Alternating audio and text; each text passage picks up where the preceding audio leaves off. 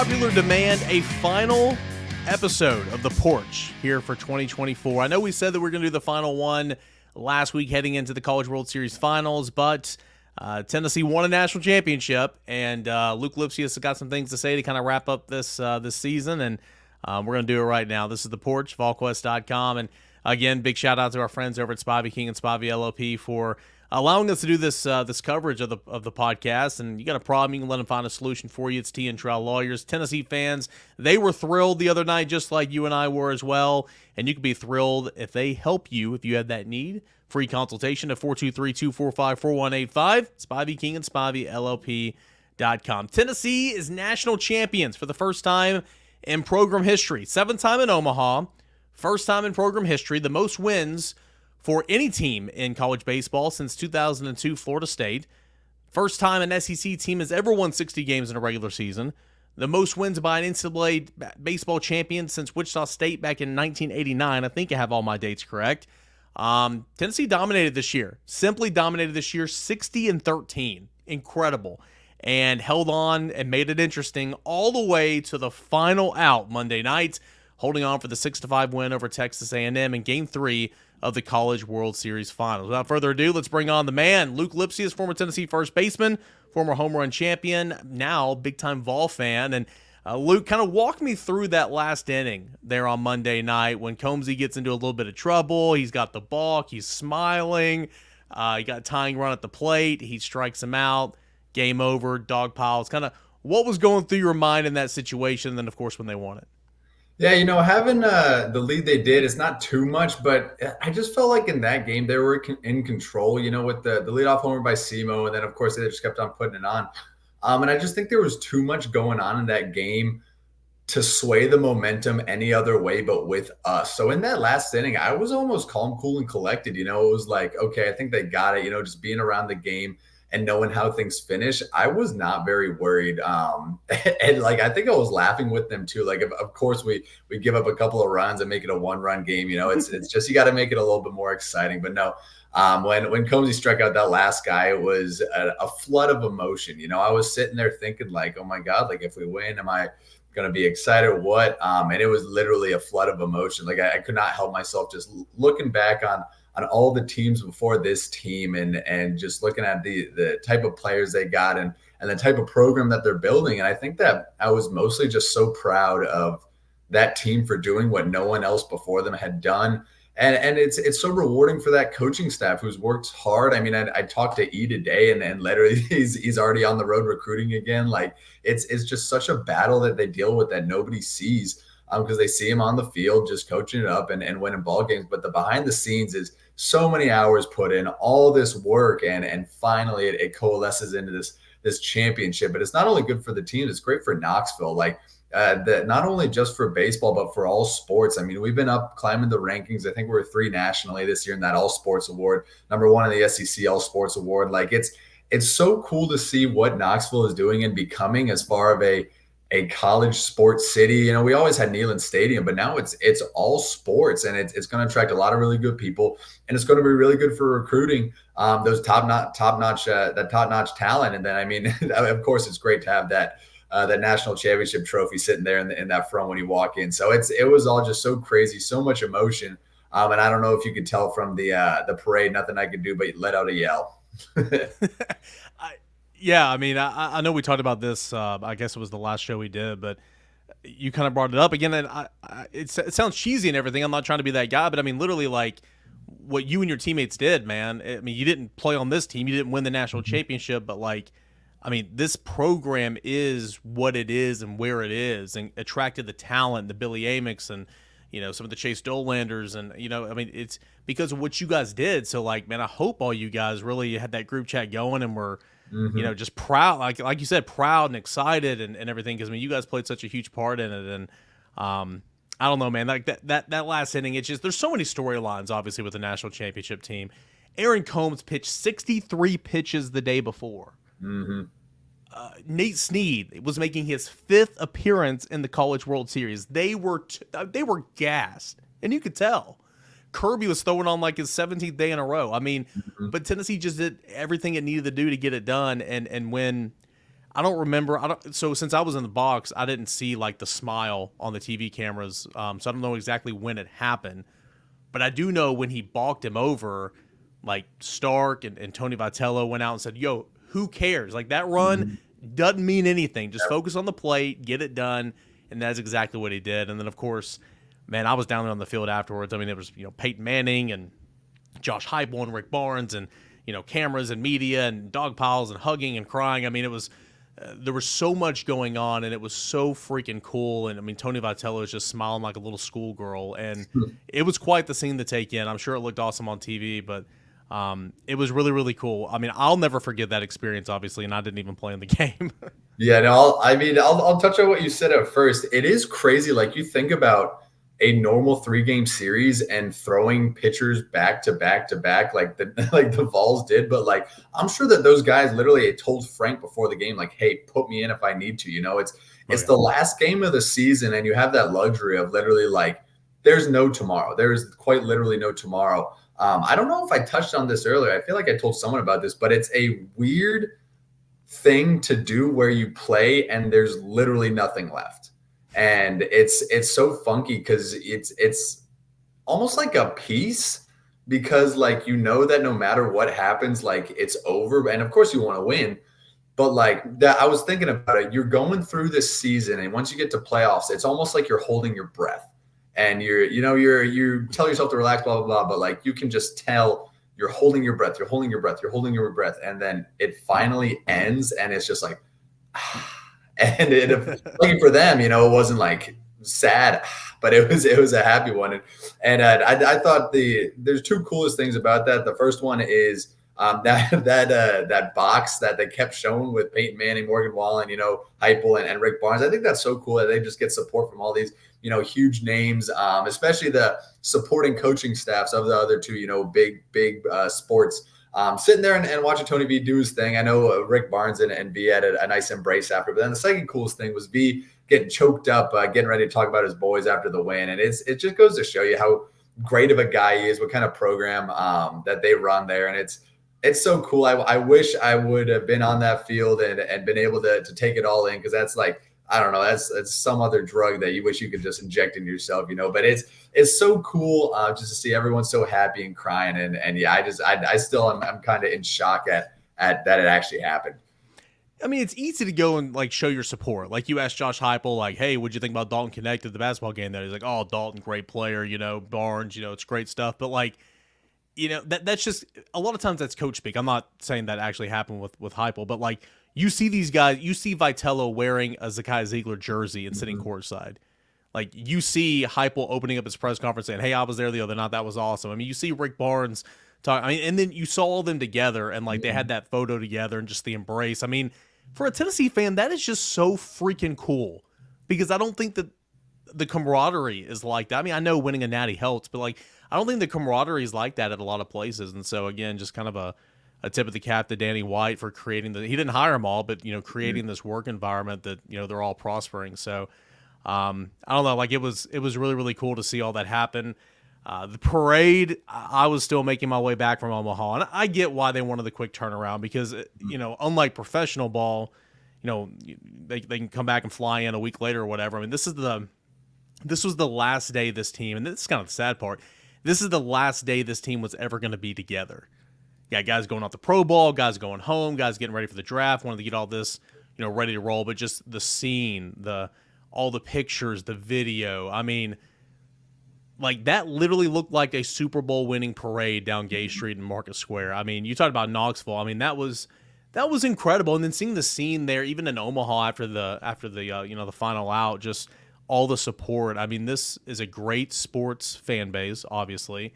And seeing it grow and seeing all the excitement for a baseball team, and seeing all that for anything but football, it takes your breath away a little bit. I mean, the sights and sounds from that parade is Burke chugging the beer. I mean, it's just Xander signing babies. I mean, it's so freaking cool. Yeah, no, it's a kudos to the fan base for how they've supported all season.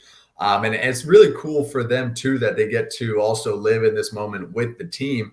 Because they are such passionate fans, and you see them traveling so well, and they are locked into Tennessee baseball now, and we can tell by what it seemed like 100,000 people. I don't think there was any room down Gay Street, and then even in Market Square, but it was so cool to see everyone having a good time. I mean, like I was watching it on my phone and listening in, but it seemed like anytime anyone put their hand up, it was just and so everyone's going crazy, everyone's having a good time.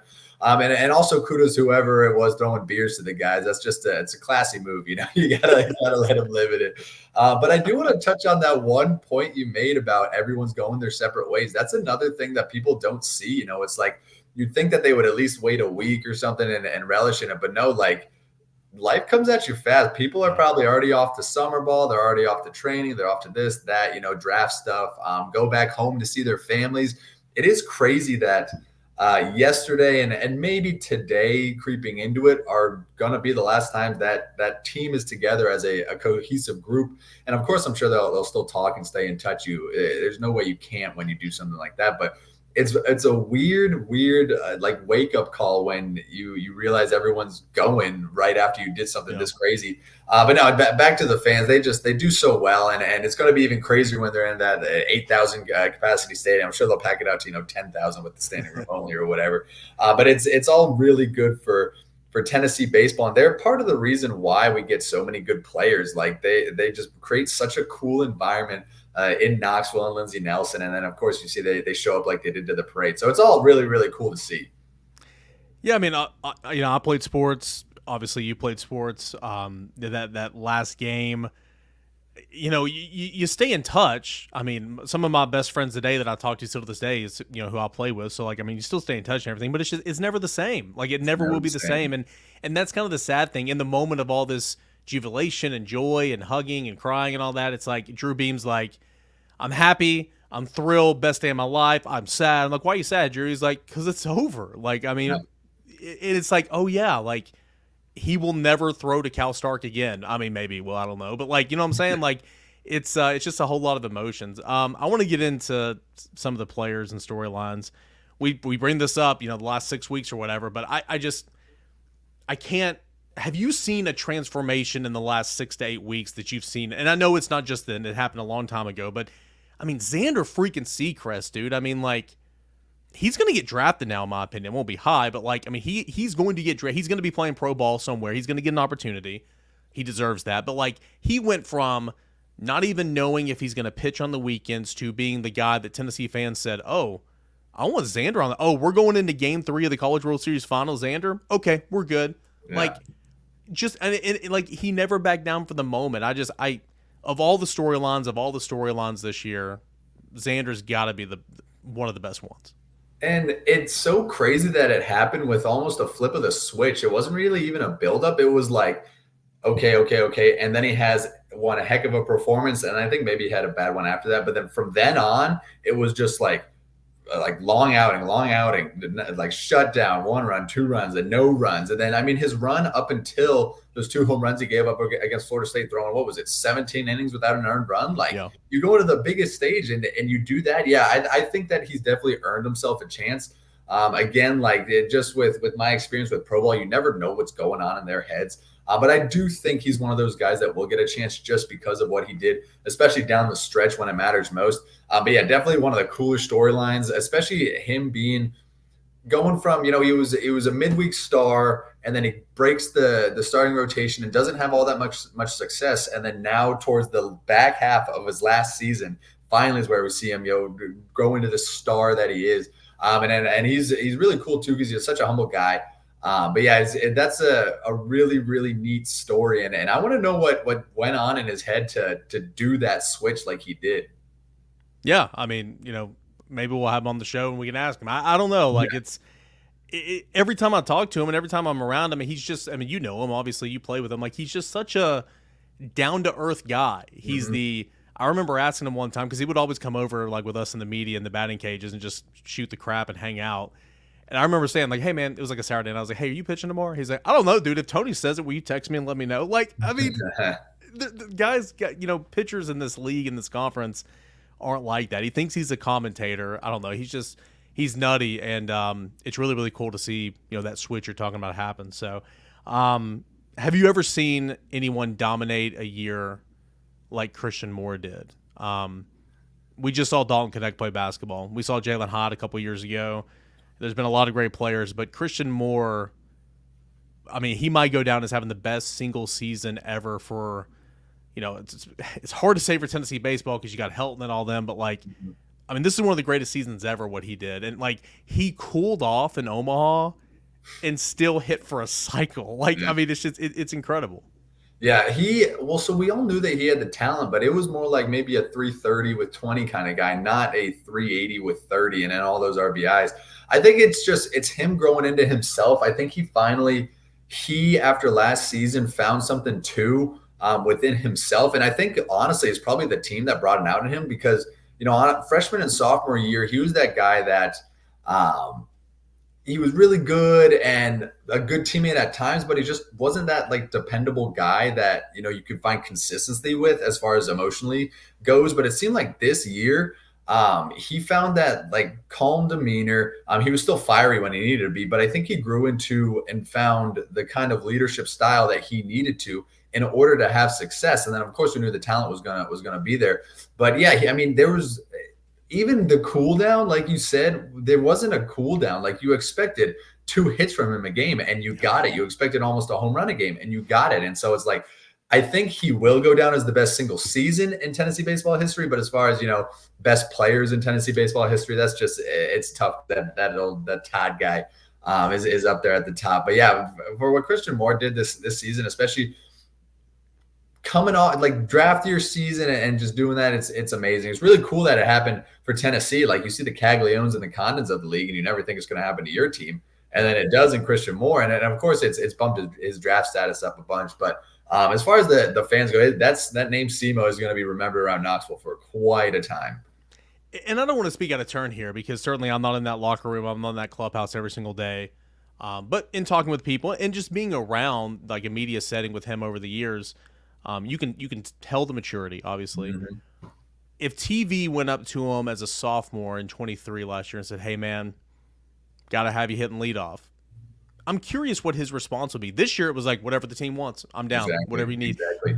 I'm not trying to make him sound like a bad guy. I'm not. I'm just saying he's matured so much where he truly was a team-first guy. And I remember Blake Burke did an interview with Austin Price on that Ball Club Confidential, and he was asking about the home run thing. And at the time he had like 42 or whatever. He just passed you. And he's like, dude, I don't care. Like, I'll trade all 42 home runs if we can win a national championship. And it happened. And, Hunter Ensley, when he was struggling and they were trying, tears out in center just a little bit. And he was like, whatever the team needs, whatever. I mean, it's just like the unselfish mindset, lunch pail, hard hat, you figure it out. And it does feel like that these guys truly loved being around one another. Not that last year's team didn't, but I think it took a while for them to really gel together. And it felt like you guys in 2022 were kind of like this as well. Mm-hmm. They just love being around each other. And I feel like all that stuff really does make a difference. You got to go out there and hit and pitch. I get that. But that type of stuff that fans don't really see, it really does make a difference. And it does. And it doesn't necessarily make a difference when you're doing well, but it makes a difference when you're doing poorly. Yeah. Like they never lost back-to-back games this year or something. One time lost back-to-back games. And that's where when you have a group of guys that has each other's back, you can get out of ruts like that. I know 2 games isn't necessarily a rut. It's more like a little tripping stone or whatever. But it's more like a series loss. That's it. Yeah, exactly. It's one of those things that like you do something together for so long, and you could tell in the beginning of that 2023 season, they were not playing for themselves. They were, I'm going to get mine and whatever happens. But this team has even more chemistry that either it's close to that 2021 team. I think it's better than the 2022 team, but this team, like you could tell that they really did, like you said, enjoy playing around each other, for each other. And I think it comes from the people in the locker room, just based on what Tony V has said time and time again. I want to say that Cal was the one that brought everyone together. Cause I mean, I know he's bringing the pitching staff together, but it just seemed like he was the guy to like get everyone going and making sure everyone had each other's back. But it definitely makes a difference, and you'll win, I don't know, we'll call it 15% more games if you have a team with that kind of chemistry versus, let's say, a team like 23 in the beginning, at least, that doesn't have that chemistry. Again, every championship team, like there's a persona, there's there's a guy that steps up and is like, somebody to rally around. Like I remember, I'm thinking about Cal Stark right now. I remember 2016 Chicago. David Ross was like 42 years old. I think he was like 37. He was like 50 years old. He had like a 200 batting average. He caught John Lester, but he was the guy. He was Grandpa Rossi. And like that became a thing. And like Stark is obviously much more productive. He had he had 12 home runs and did a great job. But like Cal, like you mentioned, man, I mean, he was he was the guy. Burke and Simo and all these guys. But like Cal was like the rallying guy, and it was really kind of fun to watch him as the season went along as well. Like he's in those breakout media sessions. Like I always wanted to go to Cal because I knew Cal knows his team. Cal knows his staff. He's going to speak well. He's going to say whatever's on his heart. And like he was kind of one of those guys that took on that persona of Tennessee this postseason. Exactly. Kind of like a mini Tony V, so to speak. I mean, you're never going to get there, but doing what he did. And then it's really cool to see him realize success too, because he was one of those guys, last year and kind of beginning of this year, it was like, okay, we get why you're in the lineup. You're going to catch for us and then maybe get a hit, once every 3 games. But then towards the end, it almost seemed like in bigger situations too, he was getting really timely hits. And then he started hitting homers and all this stuff. So I think it's really cool to see a guy like that just plays with his heart on his chest and just is that kind of guy that brings everyone together to realize success, especially after the struggles that he's gone through. I asked you about this earlier in the day, Chad Zurcher, Director of Player Development. I've gotten to know Chad over the years. Awesome guy. Yep. I like to think we're friends more than me just asking him for information. He's a really, really cool guy. Gonna step away, take a job at the university, and so he can be home and be a dad. He's got a little boy at home. But he's one of those guys, and you said it best, unsung hero, and I'm gonna put that in print tomorrow.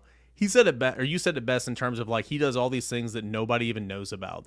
And to have a championship program, you've got to have not just one you have to have several of those types of people. Mm-hmm. What has Chad kind of meant to the program, when you were there, and of course, obviously up until this season? Yeah, so as far as the baseball development goes, he was another coach for sure, just being out there on the field with us, BP and ground balls, all that good stuff.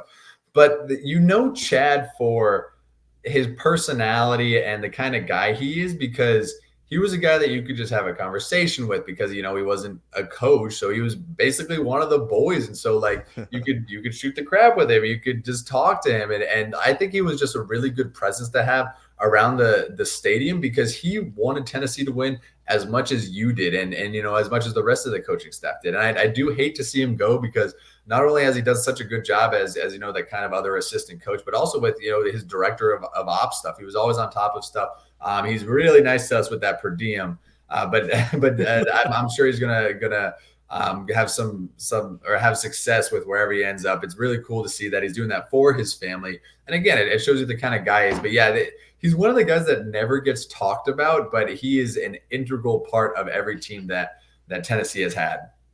They won a national championship. Season's over. I can tell a couple of stories. We all know about Billy Amick losing or forgetting his jersey in Vanderbilt. You heard about that, right? Yes. So yeah, I mean, it's like warm ups, and you see like number 38 run out there to third base. We're like, who is that? And I'm like, oh, that's Billy. Chad goes back, gets back in literally 4 minutes before first pitch. Billy has his jersey. You go to Omaha. Blake Burke forgets his glove. Blake Burke forgets his glove. I did not hear about that. Oh my God. Chad has to overnight it from Knoxville, obviously, to Omaha, so Blake can have his glove. I mean, it's that type of stuff that like it's not in the job description. So anyway, I like Chad a lot, and I know that he meant a lot to you guys. And plus, like Chad played a couple years of pro ball. Like he was in it. He knew the grind. He knew what it took, and I feel like it was another sounding board. And he's in the Memphis Hall of Fame. Like he had a good college career too. It's not like he's just some random, scrub that they picked up off the street. Like he's a baseball guy through and through. And that's why also he was so good at what he did on the field with coaching us up, because he's been through it. He's been to the top. I mean, I think he has like the record for best batting average in Memphis history or college baseball, some weird like that. But he's not only a great guy, but a great ball player. and he will grab your stuff if you forget it. Thank goodness. All right, man. National championship. It's still kind of hard to like even say out loud. It's just wild to even be thinking about. Anything else from this season, from the World Series that you want to touch on? Any more comments, closing remarks? I mean, this is your program, dude. You were a part of it in a big way, and now Tennessee's won a natty. Yeah, I don't know. It's almost like I want to keep the feeling that I had from a Monday night. It's so cool to see this team. And the whole season we talked about it, like the curse of the number one. How's this team's going to do this and that? Are they good enough? Blah, blah, blah. And as they kept playing and as they kept going, it's like, dude, this team could be the one. And like, not only were they just good enough, but like the demeanor and whatever they had. So, I mean, I know Tony V is going to try to recreate that chemistry that this team had, but I think that's the reason that they won, as well as the 183 or whatever home runs they hit. But, it's one of those things where it's the kind of guys that I think wins the championship as opposed to the talent. Because you see teams like, Ole Miss, they barely made the tournament, and then they go ahead and win a championship. And LSU's another good example of a really talented team with also a close team. But so I think that it was just so cool to see this group of guys just do something that's never been done before, and bringing pride to everyone around. I think that everyone was probably really emotional that night, and they were, and it was just so cool. I don't really have any more remarks. I'm just going to start rambling, but it's such a cool season. I do think it's interesting, and we've mentioned this a couple of times. Like the best team doesn't always win. Mm-hmm. Okay, like again, using you guys yet again as an example, you guys were the best team in college baseball. You didn't win at all. But I do think that like it takes a special. You got to have talent. You got to be good. Yep. It takes a special team to go through that grind and be mentally strong and all that. And then, but I think this year, I mean, Tennessee can obviously make the case that it was the best team in the country, and it was the one that deserved to win it all. So it was. Yeah. Anyway, congrats to Tennessee, 2024 national champions. We'll see what Tennessee does in the transfer portal. You got Elander and Tony Vitello already up at the Cape Cod League. Talking to Gavin Keelan and a couple other guys up there. So we'll see if there's any transfer portal news to come out of the weekend.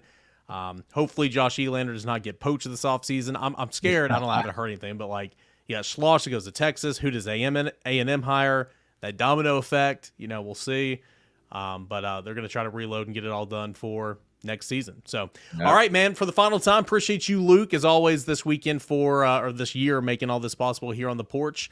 And, hey, let's do it again next year, okay? Yeah, let's do it again. Congrats to the Vols, and exciting things coming for Tennessee as well.